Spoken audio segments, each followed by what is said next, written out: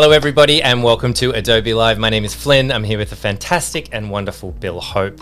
Thank you so much for joining us. Great to have you. And we would like to begin by acknowledging the traditional owners of the land in which we are streaming and creating and drawing from today, and pay our respects to elders past, present and emerging. It's wonderful to have some of you in chat. Hello. If you're watching this over on YouTube or anywhere else, jump over to be.net/live and you can say hello. You can ask questions. You can tell us how your week has been. We just love to hear from you. So jump over to Behance and say hello. Bill, how have you been since Tuesday? I've been very well, thank you. Still just living that lockdown life in Blue Mountains, but the weather's been lovely and it's been good. Yeah. Lockdown life represent. Yep, same over here. But hey, at least the weather has been good. So here in Sydney, the weather's been amazing. So might even get outside today. But yeah, thank you everybody for joining us. We had a great session on Tuesday on watercolor. Obviously, a lot of people love that. Lots of people checked that one out, and there was lots of great interactions from you all. So yeah, we had a really, really fun time doing that. But today we're going to be covering life drawing, right? Yeah, I was debating about life drawing. I was thinking, is it figure drawing? Because I was kind of doing some Googling. And I was like, wait, life drawing? And I started like stepping over myself. So you call it life drawing? Is that typically what it's called? Yeah. I mean, it's all the same thing. Basically, it's the practice of drawing the human figure for the most part unclothed. So you're drawing naked people, basically, is what it is. And really looking forward to this one. Life drawing's been one of those things I've kind of been doing in the background of my practice. I think since I was about 16 was the first time I gave it a go. And it's kind of just been something that's been a fantastic sort of regular thing throughout my career, and something I'm really passionate about. So very keen to talk about it today. Yeah, and something that has come up a lot, because this is the first time we've done anything like this on Adobe Live, but this life drawing comes up all the time when we do an illustration session with you and many other people, and people ask, how do I get into illustration? How do I get better at illustration? How do I, better understand the drawing process, if I'm not classically trained or I don't have any experience? And life drawing comes up time and time again as the best place to start and the best way to hone your skill and practice. Yeah. I mean, I think of life drawing as almost like an artistic version of going to the gym and eating your vegetables or something like that. It's just general good practice, and it makes everything better. And I think one of the reasons that it's a great place to start is that the human body and the human face are just really hard to draw. It's really difficult to do. Right. So it's one of those things that if you can get your head around the practice of life drawing and drawing the figure, everything else opens up to you. So many things become easier because almost all of the fundamentals of drawing can be contained within the practice of life drawing, and then you're sort of expanding out from there. And it's also it's something that's really fun, and it's really beautiful. The more time that you spend looking at the human body, all kinds of different bodies, I find it a subject of endless fascination and interest. So I think it's something that can be just sort of like a worthwhile intellectual pursuit. I think it's something that's I'm a big evangelist for life drawing. Keen to talk about it today. I feel like I do need to sort of make one caveat for today, that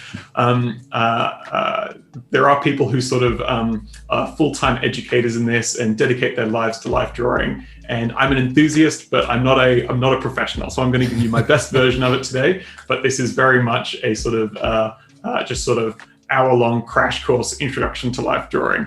And also today on the live stream, we are doing it obviously online. But it is one of those things that you really need to do in real life. So this is the best online lockdown simulacrum that I can think of life drawing. But the best way to do it is to go out there and find a class. Cool.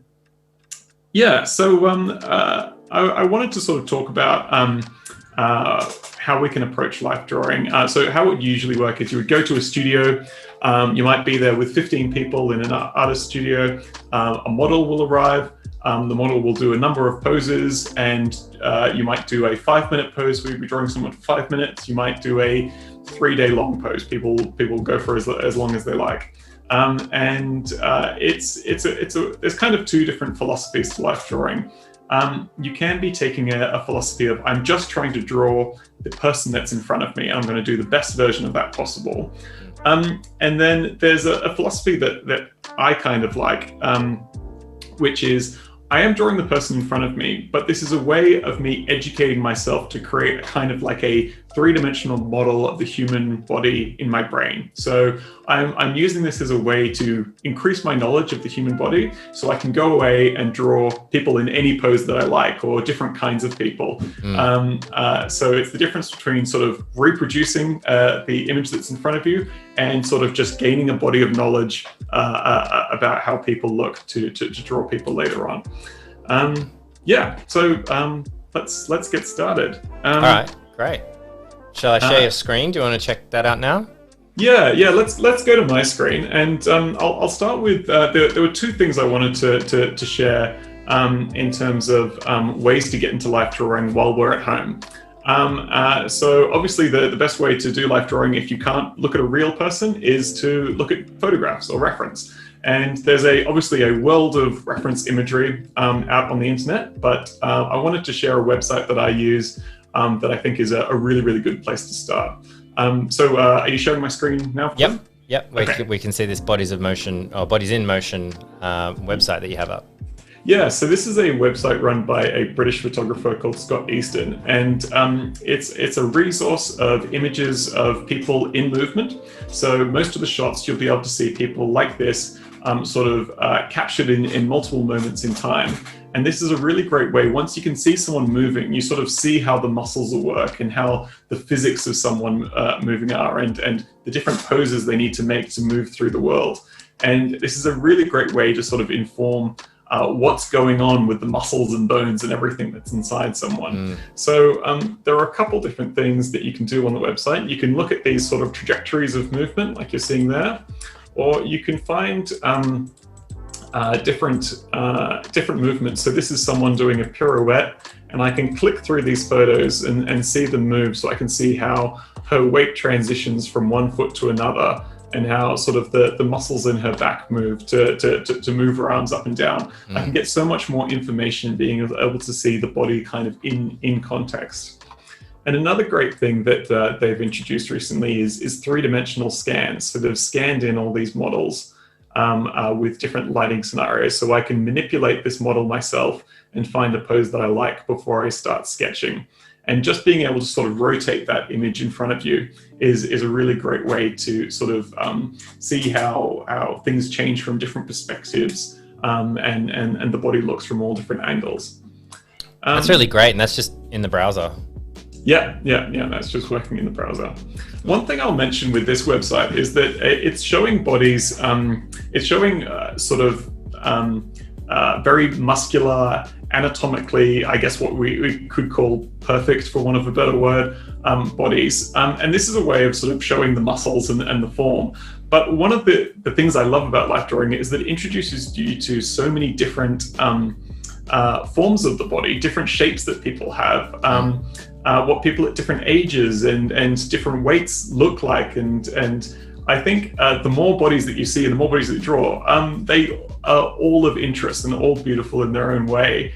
And I can't say enough about how much I think sort of life drawing has helped with my conceptions of my own body and other people's bodies as well. So that's kind of a side note, but I think it's a really sort of body positive practice, life drawing. Yeah. So we're going to look at some of that imagery and start drawing some. But one last thing I'll throw in there before we get to drawing is I just wanted to give a shout out to a group called the Gladys Drawing Club. So this is a life drawing club based out of Sydney, and they've started a really good online practice where you join a live stream, you're watching live models and drawing along with a bunch of great artists in Sydney. But obviously we have people from all over the world joining, and there's one happening tonight. So if you want, look up Gladys Drawing Club on Instagram and you can join a really great session that they're running this evening. So they do this weekly. So really good community. Just wanted to give them a shout out. That's an awesome shout out. It's also a really great pub. So I look forward to yes, when you can get there. Having a beer there again in the very distant future. Okay. Yeah, especially with the sun out and it being a Thursday and everything like that. Yeah, definitely pining for a pint. Right. figure drawing. Okay. Okay, we're into Photoshop now. Thank you for sitting through the preamble if you've made it through. If there's any questions coming up that you'd like to ask me, put them in the chat. I'd be very keen to talk to people throughout this stream. Okay, so I've got some reference imagery over on the left that I'm going to be referencing that I hope you can see on my screen. And we'll start drawing into Photoshop here, and I'll kind of talk you through my general approach. Again, this is just sort of a crash course to life drawing.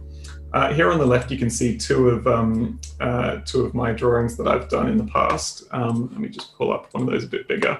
So this is drawn from life. This would probably be about a 10-minute pose. Yeah, I was quite happy with that one. Let me just pull up some reference imagery and let's get started and see what we can do. And so that's like analog. So that's like on paper with like a blue pencil or something like that. Yeah. Cool. So I think I'll start off with this image on the left here. So we've got this figure. I'll just zoom that in a little bit. I'll get my brush out. Okay, I might choose the blue pencil as well. Okie dokie. So you kind of, a sort of truism of life drawing is starting from the inside and working out. So it's a process of trying to sort of think of the image less of a 2D flat image that we're looking at, and how can we conceive of this as a 3D object in space and draw a two-dimensional image, but informed by a 3D conception of what the body is doing. So when I starting from the inside out, I start with the skeleton, and you're sort of doing a simplified version of the skeleton. And what I'm going to do is I'm going to start by just drawing a few simple lines that are going to articulate some of the primary structures in the body. So I'm starting with the spine. So if I imagine the spine starting at the base of the neck and going down to the pelvis, I'm just trying to draw a line that kind of represents the line of that spine. And then the two other lines that I'll start with drawing is a line of across the shoulders, from one shoulder to the other. So this is my top line here, and then across the hips. So you can see we've got one shoulder up in the air. I'm just going to draw a little ball for that shoulder. One further down, I'm going to kind of connect those up with a line. And I've got the hips. So I'm just going to draw a little sort of triangular, upside down triangle for the hips there. After that, I might start drawing in a sort of shape of where the skull is there. So I'm just going to position that on top of the neck. I like to draw the skull after I've drawn the base of the neck. Otherwise, you kind of end up with this sort of floating head effect. And then after I've got that really basic information down, I want to try and ground this figure on the floor. And what I mean by that is I'm thinking about where is the weight of this body? Where is the primary push down of force on the floor? And that's going to be in this foot in the front. So instead of drawing the line of the leg down, I'm kind of trying and sort of just roughly knock out where I think that foot will be. It's pretty central to the body. The toe, if I draw a line up, kind of almost lines up with the shoulder. So then I'm going to draw a line down, we'll put the knee in there. So I'm just starting with like a really simple stick figure, but trying to sort of get the basics down. So I'm not going to be thinking about any of the nice details of the face or the lovely hair or the hands or anything like that. I'm just focusing on what is the basis of the structure. So after that, I'm going to start drawing in a circle that I kind of imagine as sort of the rib cage. So I'm kind of drawing in a rib cage there. And let's put a mark in for where we think that right hand is, and extending. And just a question on the shape. So, like pelvis is often like an upside down triangle, and is that often what you do for rib cage, or is that unique to this particular pose? I mean, if you're looking face on, that's kind of what I would do. But I mean, the pelvis, like if I was going to sketch it out, is quite a complex sort of shape. It's a very difficult thing to draw in any kind of detail. So you could draw a sort of fully complex pelvis in one way, but I kind of like to sort of simplify those shapes and just imagine in my mind what's like a simple 3D version of that shape. And for me, it's sort of like a sort of cutaway bowl shape like that. You know what I mean? So I've kind of got these sort of simplified versions of what the real bones would look like in my mind. And then I kind of draw the limbs that are carrying the most weight first. And then something like this arm, it's obviously important that she's got two arms, but it's not important to the pose, if you know what I mean. She could move that arm around and the rest of her body wouldn't actually move. So it's kind of the last thing I'm going to add in there, because if I'm thinking in sort of like an engineering way, it's not a load-bearing arm, if you know what I mean. Like it could be moved around. So I'm just going to loosely draw that arm in. It's a bit big. So that weight distribution is like super important, like from the very beginning. Like it's kind of like foundations of the house. Yeah, definitely. It's a good way of thinking about it. Is really thinking about what the weight of that figure's doing. So now I've kind of got the basics in there. I'm going to start drawing a little bit of the outline of the body here. And if I've started with the skeleton, the internals of the person, I'm kind of moving outwards from there. So I'm not going to the skin, I'm working on the muscles now. Now, the study of anatomy is a whole different kettle of fish that maybe we won't really try and go into today because it's incredibly complex. I mean, some life drawing classes go as far as actually taking people to morgues, or wow. I think some art schools take people to, they have a centre at the University of New South Wales where you can go and look at a sort of a severed arm and a leg, and you're sort of piecing through the muscles and looking how every single thing's working. I've never done that. I think it would be fascinating, but disgusting. These are people that like dedicate their body to science. Is that where you end up in an art class? I hope so. It's not reference? a bad way to go. I'd be happy to go with that. And another thing I'm going to do here is really think about sort of like, what is the direction that the body is facing. So if you imagined I drew a sphere like this, and I drew a line around vertically around the sphere, and then a line horizontally around the sphere, it gives me a sense of like, what's the direction of that object going? And I'm going to do that in certain places throughout this body as well. So we're looking at her head almost completely in profile. We're just seeing the side of it. So the line would just go down the front, and I'm just going to draw a line for the eyes there. But I'm going to do the same thing with the body. So we're seeing it at a sort of 3/4 angle almost. So I'm going to draw a line that would imagine would go down the front of the rib cage, the sternum. The belly button might be there. And I'm also going to draw a line here. And I'm just trying to give myself a sense of like, what is the direction of this shape? What is it as a three-dimensional item? All right, so you can see with this, a lot of the process of life drawing is not making something that's beautifully finished. You're trying to do a scribbly, rough drawing that is accurate. The focus is kind of accuracy rather than something that's nicely rendered. Because I can sort of stop all of this and start trying to do a sort of a really nice, clean line profile drawing of this person. But unless I'm an absolute genius, once I start trying to fill in the rest of the body, everything's going to be out of proportion, out of whack. So it's about just sort of letting go of any kind of inherent perfectionism you might have, and just focusing on like what's accurate, or what's happening in real life in this body. When you just did that profile, you just gave me a flashback. I think we did a stream a while ago, and you did something very similar. You just kind of very quickly did a bunch of squiggly lines, and it was this perfect profile of the face. And I understand lots of practice gets you there to be able to do it that fast. But I remember having my iPad out thinking, I'm going to give that a shot, and I was just doing squiggly lines. Cool. All right, well, I might start another one, and we'll kind of quickly go through that process again. I will try and sort of show that if we're drawing different kind of body types, so much of the fundamentals are the same, and you're using the same skill set, but sort of maybe slightly tweaked in a different way. So I'm going to start with this figure here, and we're just going to go through the same process again. Just as we're getting started, I have a question from chat, and if anybody else has a question, please throw them in. That's what we're here to help you out. How much time do you usually spend on these? Do you prefer shorter or longer timed poses?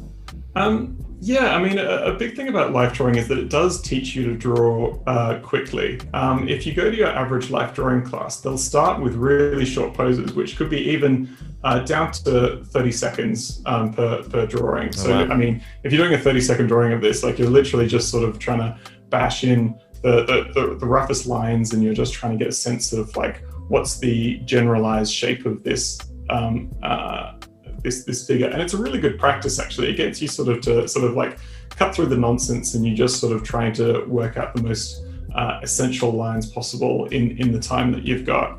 And that's a really good practice. You end up with lots of sort of rough, squiggly drawings, but yeah, so you kind of want to be drawing in all sorts of different amounts of times. So for these, I'm probably doing them each in about 5-minute poses, but I've done ones that I've drawn over the course of 6 hours or something. So it's really good to try and do all sorts of different amounts of time.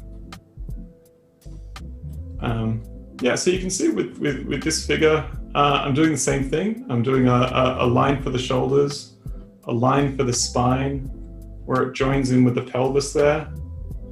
And I'm going to be, again, thinking about where the weight's distributed. So much of it of this one is a straight line down from the top of the pelvis to the foot.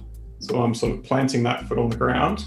And then this left leg, it is holding weight, but it's just sort of on the tiptoes. It's not quite as much. So I can it's important for me to place that one, but the right leg's really where I want to make sure that's correctly positioned. Well, here's another question from chat. Have you ever done any courtroom sketches? Any courtroom sketches? Yeah. No, I'm fascinated with that whole thing, though. I'm guessing there's some archaic legal reason for why they need to be drawn. I don't know what that reason is, but it's a fascinating world, courtroom sketching. Yeah.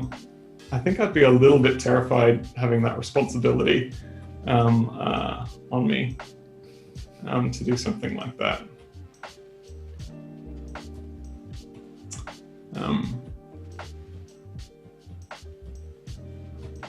Okay. One of the big things you learn in life drawing is something called foreshortening. And basically it's this principle of like, if I'm looking at something at an extreme angle, how does it look in space? So say this arm resting above the head there. If you sort of think about an arm, we've got a hand at the end of our arm here. And if I imagine that arm as a cylinder, so it's kind of a warped cylinder. We've got a little cylinder like that with a hand at the end. And a lot of life drawing is how can I imagine those things moving the basic shape so I can draw them accurately. So if I were to rotate this cylinder counterclockwise, so it's facing me, let's see the end of the cylinder there, and it would be this sort of like a very, very warp shape, the cylinder like that. And a similar thing is going on with the arm here. It's really short. So I'm kind of imagining, okay, if that's the wrist there, that's the front of the cylinder, that's the back of the cylinder there. I can draw the whole thing as sort of a rough block. There's the arm coming down, sorry, the hand coming down. And then if I sort of erase that rough thing that I've got, and I'm sort of using that basic geometric shape to inform my drawing after that, it's something that really helps. And you can break down almost every part of the body into simpler shapes like that to inform what you're drawing. So even this leg coming down here, drawn that a little too angled, I could imagine that as a rough cylinder coming down. See just the bottom there. This could be a kind of triangular prism with just a little bit coming down the bottom there.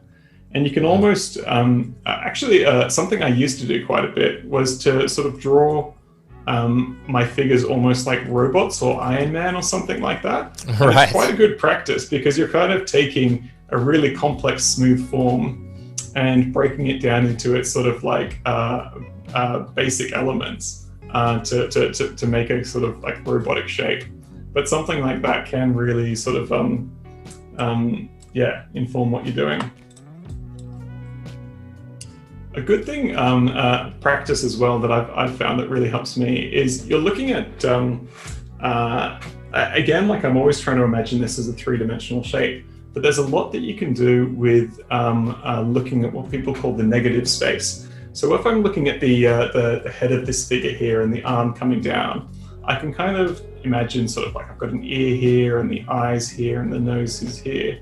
But the interesting shape to me here is actually, if you can see where my cursor's drawing, what's the opposite? What's that blank space outside of that? And I can see there's sort of this triangular shape here that comes forward up to the shoulder. So the shoulder should be a bit higher than I've drawn it. And me imagining that negative space, actually, I kind of lose my perceptions of what I think a face looks like. And I'm focusing on that abstract shape. And that really helps you with the accuracy of what you're drawing as well. That's really interesting, because I find parallels with that with like typography, like creating typography often. Oh yeah. To trick your eye. Some of the things to do when you're typesetting, that you think you've got it right, but then it's a really good idea to flip it. Right. Or mirror the type, because that way you're no longer reading the word and you start identifying other gaps that you otherwise wouldn't see because your brain's kind of filling it in already. Sounds like a similar sort of principle. It is. You're sort of trying to teach yourself what the objects look like, but forget at the same time. So you're drawing something more accurately rather than relying on your inherent perceptions of it. Okay. So that figure's coming along there. One thing that I learned at art school that I use all the time is kind of imagining I actually had a fantastic teacher that we had a model in the class, and she got a series of pieces of red string and she tied them across the room and then hung them from the ceiling as well. So we had these bits of red string going throughout the room. So we'd have some hung from the ceiling like this. And what the teacher was doing was she was making a real life grid that would sit in front of us while we were drawing these figures. And the useful thing of that is that you can start sort of checking your work if you like. So let me just get a version of that, this image in Photoshop that I can manipulate. 1 second, folks.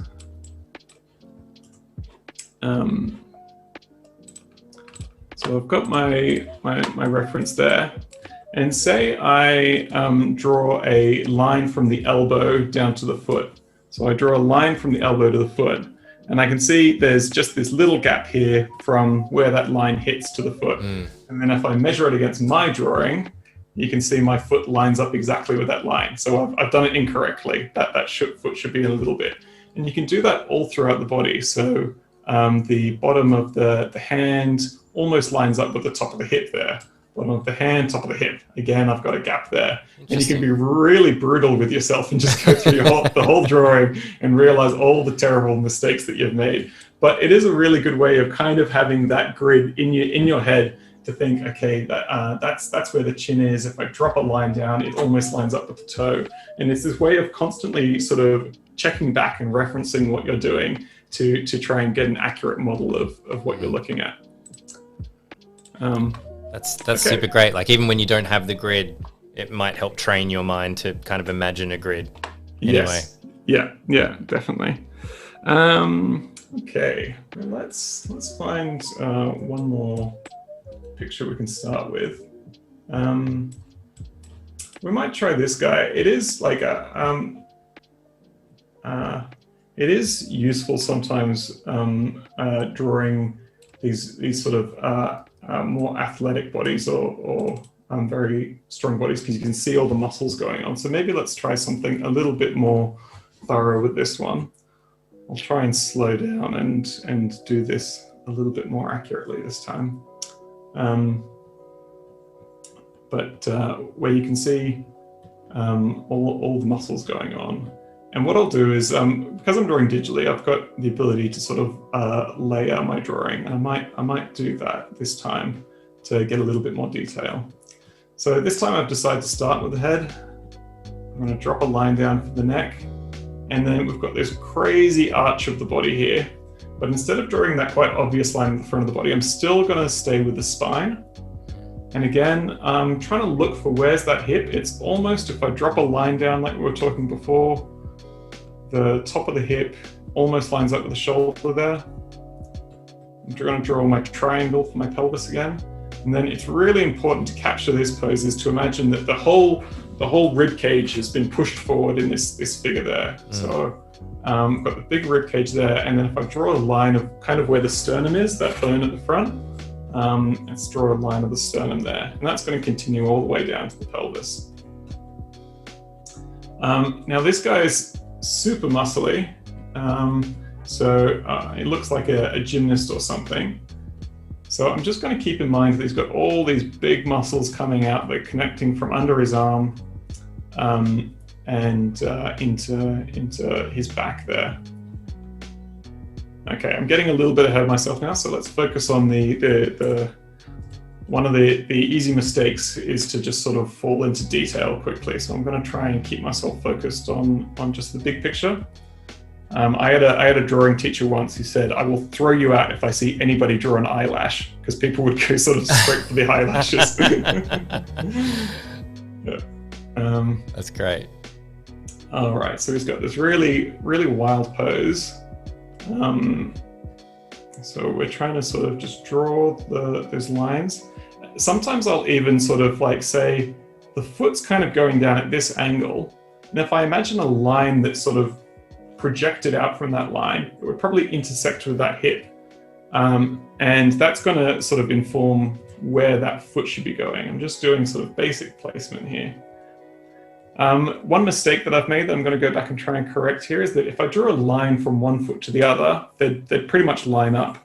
And what's going on there is that his right leg is kind of descending into the distance a little bit. So I'm going to sort of make sure I've got those properly lined up. So I'm drawing sort of an abstract shape for the foot, coming back up into the body there.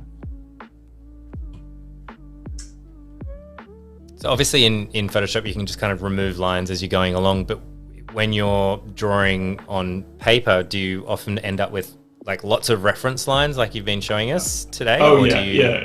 It's a total mess. I mean, there's various ways of doing it. A lot of people, when they're working on paper, will use something called willow charcoal, which is this incredibly soft charcoal, and you can just erase it with a finger, basically. And they'll do lots and lots of very loose sketching with this willow charcoal. And once they sort of become more confident of your lines as you go along, then they'll sort of start working in a darker, right. in a darker form to sort of consolidate or confirm the lines that they want to keep.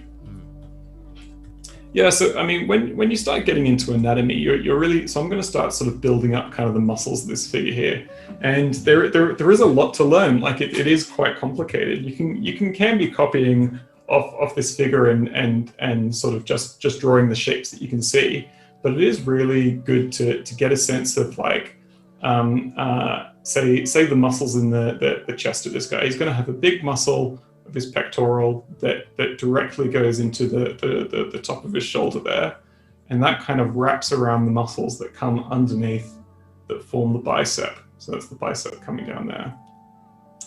And there's lots of complex muscles which I do not understand that go on underneath the arm. So I'm just going to keep with my reference there.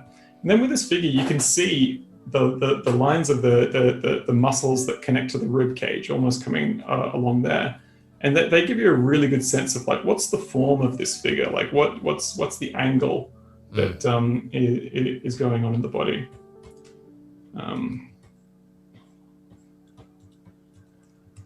And there was another question from chat. Yeah. Do you have a preference of life drawing traditionally or digitally? I think I really prefer it traditionally, to be honest. There's something about digital drawing that you get used to being able to make edits the whole time. And I think it's really good with any kind of drawing, but especially with life drawing, to do something that's a little bit less compromising.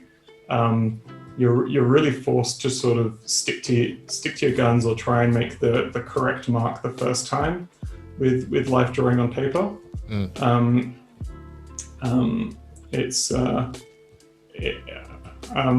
if I don't know, I feel very old saying this, but in terms of artistically, I feel like it's character building to do a little bit of work on paper where you're sort of really having to suffer through it. There's like in a life drawing class, you'll have a teacher.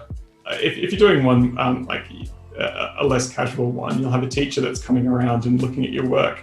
And if you start and your original sketch is no good, and you have to keep working on the same drawing for the next half an hour. See, I'm going to cheat here and sort of just move some bits around that I know I got wrong. You're sort of stuck with your original sketch, and you have to sort of deal with working with the bones of what you've got for the rest of the session. So there's something really good about being forced to do it on paper, I think.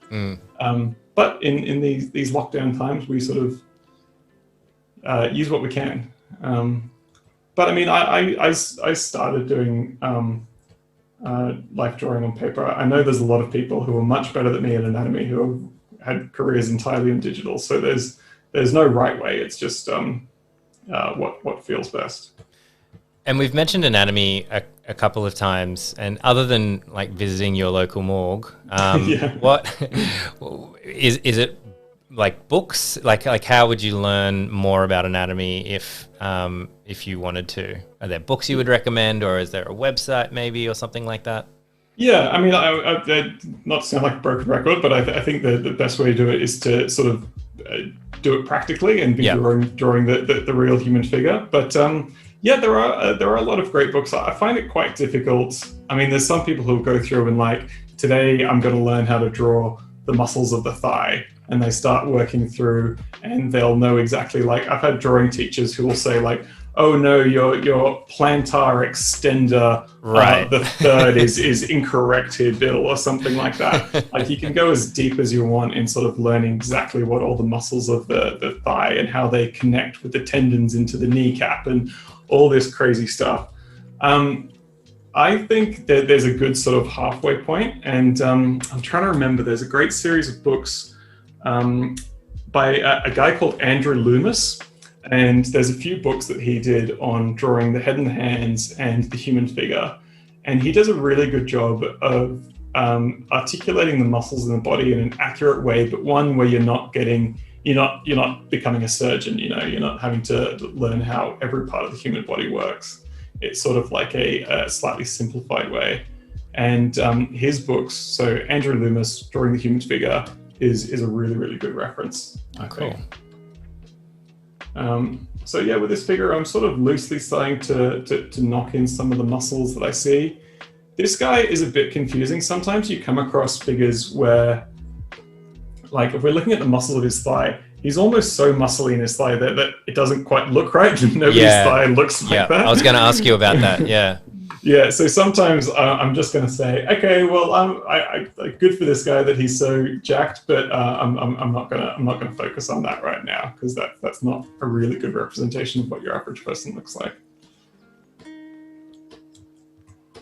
Yeah, it was definitely something I was thinking about. Like, sometimes you might have a pose, like how actual are you trying to be, or do you take a little bit of license, or is that the opposite of what you should be doing with life drawing? You should be literally trying to draw exactly as it is. Like in this case, how, because of his interesting muscles, if you didn't see the reference image but you just saw life drawing, you might be like, oh, they got their legs a bit wrong. Yeah, you know what I mean? Yeah. It's a good question, Flynn. I mean, again, it comes back a little bit to that philosophy that I was talking about like, are you drawing exactly what you're seeing, or are you using this as a way to sort of teach yourself about the human body? And yeah, I mean, you can really go either way. There's no wrong answer to it.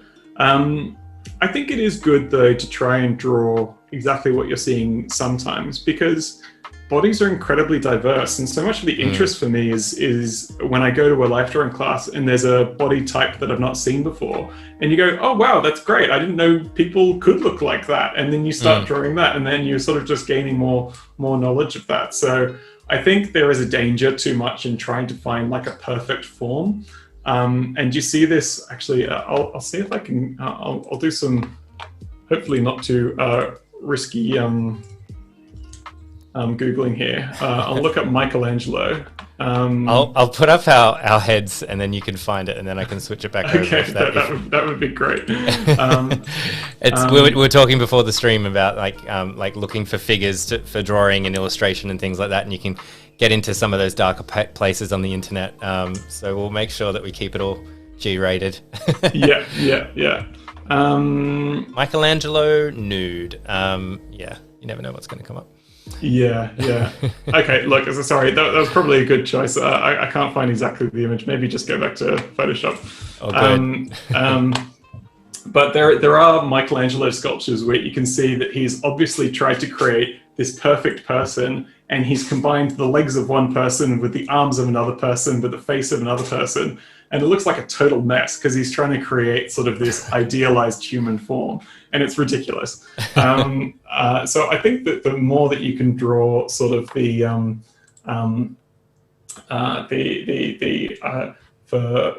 one of less of a cliche, the beautiful imperfections in people, then I think that's a good way to go. Yeah, cool. Yeah, so just looking through the reference that I've got here. This is great, by the way. We haven't commented yet on how incredible it is just to sit back and watch you draw. Like such an incredible pose. And there's been definitely comments in chat about it too. Cool. It is clearly many years of practice to do it that quick and develop that eye and understanding of when to move on and when to kind of keep working at something. Yeah. Yeah, no, it's something I really like doing. So I'm going to try and sort of work through this. We've got about 15 minutes left. Is that right? Exactly. Yeah. Okay. Exactly 15. Okay. So I've got this really nice pose here of this lady. So what I'm going to do is I'm going to sort of loosely knock it out, and I might try something. I mean, obviously we could go on forever on the technical details, but I might try and just do something a bit looser and a bit more fun, less involved with the technical side of it. But I'll show you sort of how the skills that I've been talking about can kind of translate into something a bit more abstract.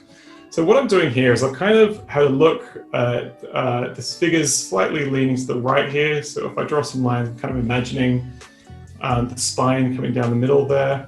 And I'm just drawing some circles for the big joints. So she's got a knee up here, there's a knee down here. Next to that knee is going to be a sort of triangle shape for the foot. That front leg goes down into another triangle shape for a foot. And I'm just kind of bashing this out. And then I'm going to use this to inform a sort of looser sketch that goes on top. So again, we've got that foreshortening that I was talking about, where we're sort of seeing the front angle on those arms there. Pulls around, put a bit of the neck in. And even though I was talking about sort of the virtues of working on paper, this is one of the things I love about doing this kind of work digitally, that I can be a bit more experimental, and the sort of opportunity cost of screwing up my first sketch is a lot less. So I notice you're not using layers very much. You're erasing and refining just on the same layer. Do you ever do a base layer sketch and then go over the top in more detail, or do you always, when doing this kind of drawing, stick to the same layer and erase and then redo and then erase until you kind of get it to the point where you're happy? Yeah, I think with this kind of drawing, I'm aware of I'm making so many mistakes in my basic drawing that going onto a new layer just feels like I'm not ready to do that quite yet. Right. So I'm trying to focus on just getting the basic shapes down. I will go into another layer in this drawing once I've got the basics down. So there's lots of foreshortening in this figure. So I'm sort of doing a lot of work imagining sort of what's going on with something like this leg. If again we're doing our cylinders, what does that shape look like if it's coming towards us like that? So let's just do a little bit more work. I'll erase some of my sort of key lines that I put in at the start.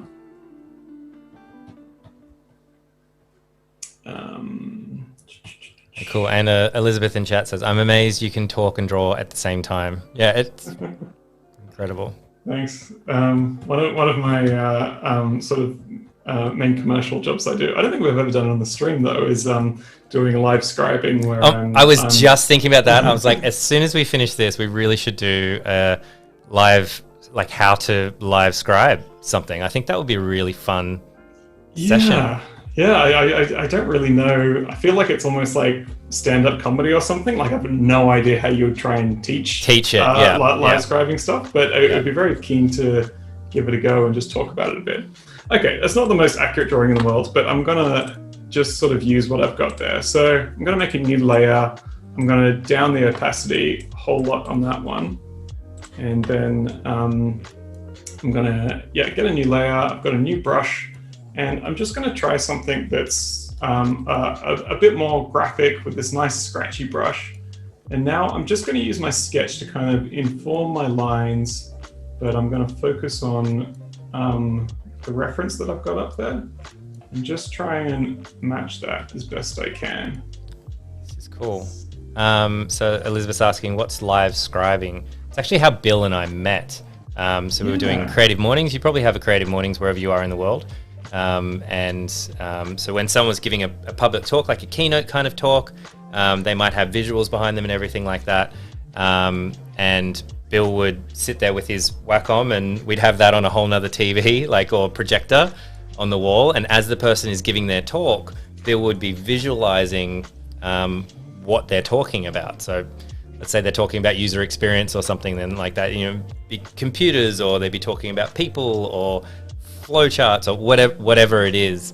The biggest problem with that, and Bill's heard me say this 1,000 times, is that everyone was watching Bill instead of watching the speaker. It was actually a bit of a problem, because it's like, okay, guys, you need to focus on the speaker a little bit more, but everyone's just kind of watching Bill going, oh my God, look at this guy drawing. Yeah, no, it was a great gig, and it's one of those funny things that I never expected. I kind of just fell into by doing that job with you, but it's become a really big part of my career, doing those kind of drawings, and it was a matter of just trying out something a little bit different, and it kind of working out over time. So what I like about this is that because I've kind of got that framework of the drawing underneath, and I have a little bit of confidence that's accurate, I can kind of be a lot more loose on top with what I'm drawing here, and I don't have to sort of stress about the details as much. I mean, of course, you could just do something like this directly on top of a photo, but I feel like you lose a little bit of the character that comes out by doing it yourself. All right, just gonna knock that out, and I might lose my sketch altogether. That's and amazing. Then I'm gonna go back in with just a kind of rough brush on a layer beneath this, and we're just gonna sort of do a little bit of shading. Like textured, like chisel kind of brush, really does add a lot of character to it. It does, and I think it's nice in that, again, it's something that sort of stops you from sweating the details too much. You're kind of forced to go with the roughness of the medium. And focus on the bigger shapes altogether.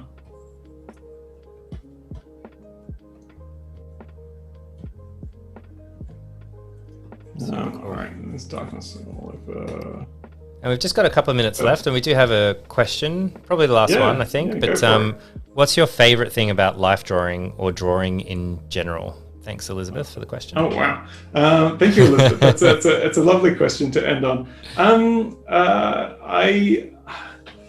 Not to go too deep into it, but I think I like that life drawing is a kind of intellectual practice that I'm aware it's like, I don't meditate, but I hear some people say meditation isn't about sort of getting calm in this moment. It's about sort of a lifelong practice of sort of increasing your capacity to be in the moment or something like that. And life drawing is nice that I know I'm never going to get it. I'm never going to get to a point where I was I've done life drawing. It's something I'm going to have to work on my whole life. And I like that I've got something like that where it's just like a constant practice that I can continue to do for the rest of my life. And obviously, I'm never going to get to a point where I've nailed it. And I really like that about it. I don't exactly know why, but yeah, that would probably be the main thing. And I guess the same kind of pertains to all drawing. It's sort of like something that is a sort of like a continuous pursuit throughout my whole life. So yeah, that would probably be it. Yeah. That's cool. Great answer. Yeah, great question as well. And it like sounds like it's like about the journey and the practice, not like trying to end something or get perfect or tick a box or anything like that. Which makes it a lovely way to think about it. But that does take us pretty close to time. But yeah, let's have a look at these drawings. We definitely have time to do that. It's super cool. Just having a little rough look through the drawings that I've done so far today. It's nice going back over them. There's a couple okay ones there. A couple okay. You're very harsh. Very harsh on yourself. I think it's awesome and it's amazing. And I've definitely learned a bunch of new things from this one. And I hope you have in chat as well, or if you're watching the video on demand, we hope you enjoyed it. Let us know if you'd like a live scribing session. Maybe we'll try to figure that out. One of the amazing things is when you're doing it live, like it's always incredible to see Bill's brain kind of translate everything to visual, adding on top of that, explaining to a live chat what you're doing through that process might be a bridge too far, but hey, maybe we can come up with something. Maybe there's like a couple of tips we could do or something like that. I would be very interested in that because I've seen Bill do it many times and it's always blown me away. No, that sounds great. One thing I'll leave you on is that there used to be a group in Sydney called Sketch the Rhyme. Did you ever hear of them, Flynn? No. And what they did is they did shows at pubs where they would have a series of rappers and a series of illustrators, and the illustrators would have to illustrate the rappers while they were rapping. Oh my gosh. So it was like this next level scribing music combo thing. So all I'm saying, Flynn, is that you've got to rap the entire next live stream that we do. You do not want me to rap. I think it'd be great. I think it'd be really fun. Okay. That's awesome. Well, thank you. That does take us out. But hey, yeah, if I'm going to make you do something like that, then maybe I'm going to have to jump in the deep end. I'll get the ukulele out, and then we'll come up with some songs on the cuff. Thank you, everybody. Thank you, Bill. You're amazing. I'm always blown away by what you do and how well you are at describing everything. And it's just a pleasure to hang out with you. Cool. Thanks, Flynn. And join the Gladys Life Drawing Club tonight, guys, if you want to try it out for yourself. It'll be fun. That's awesome. All right. Thank you, everybody. And don't forget to register for Adobe Max. Heaps of great stuff coming up. And we'll see you next week on Adobe Live. Bye. See you later.